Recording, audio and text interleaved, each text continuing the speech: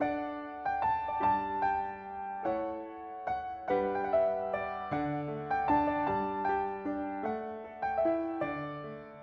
was 3 when I got started in ballet. I don't think there was a definitive point when I realized I wanted to be a professional dancer, but I just kept going with it, and by the time I was 11 or 12, I knew I wanted to be one.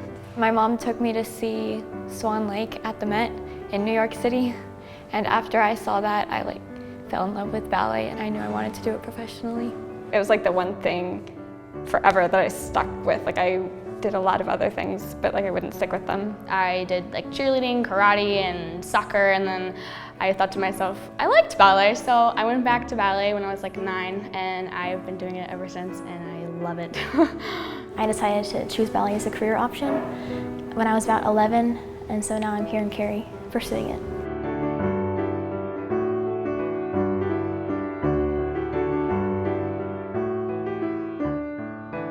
A typical day of training for me consists of waking up, doing schoolwork in the morning, and then around 10 I stop, get ready, and come to Cary Ballet for class.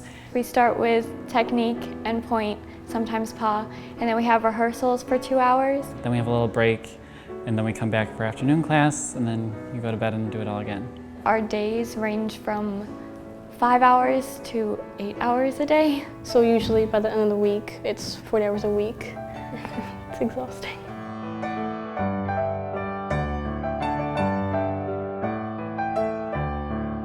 Ballet is full of challenges, and everybody wants to strive to be perfect because that's the goal in ballet. Those challenges could be artistic challenges, discovering a character and figuring out how to express what that character's feeling. Or I could face technical challenges, need to figure out how to make my turns more sharp or jumps more turned out, and so many things. We work for hours and hours and hours every day in the studio, working on the tiniest little details, like the position of our foot, the tilt of our head.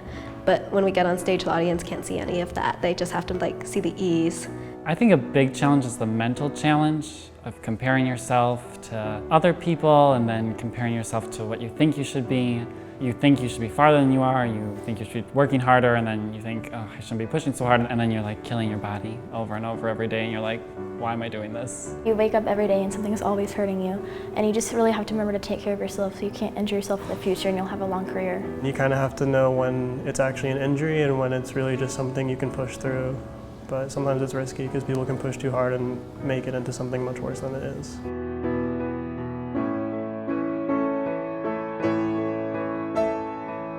Training in ballet has taught me, self-control, discipline. I've learned to be more artistic, even in school with writing, you think of things, you learn to be artistic.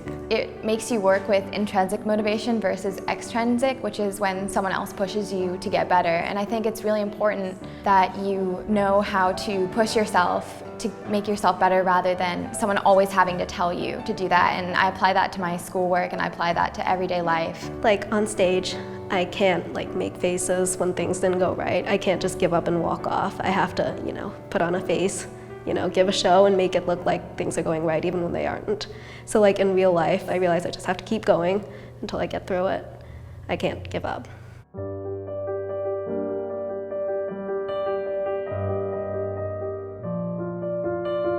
Ballet is something bigger. It's being a part of something bigger. It's just something that always lifts me up. If I'm really sad, I can just drop it out the door and go into the studio and I can completely forget about it.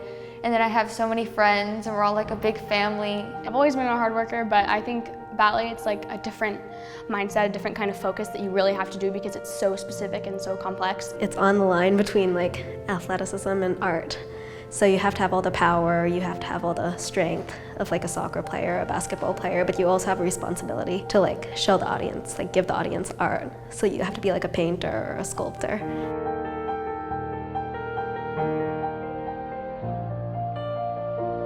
At Cary Ballet Conservatory, we are prepared to train and guide you throughout your journey and help you fulfill your dreams. Discover the very best training opportunities with Cary Ballet's renowned professional faculty in our state-of-the-art facilities designed specifically for dance. From CBC's outstanding after-school programs for dancers of all ages and ability levels, to the all-day professional training program which prepares elite dancers for a professional career through rigorous hands-on training and individualized coaching, Both programs offer wonderful artistic performing opportunities. Join us.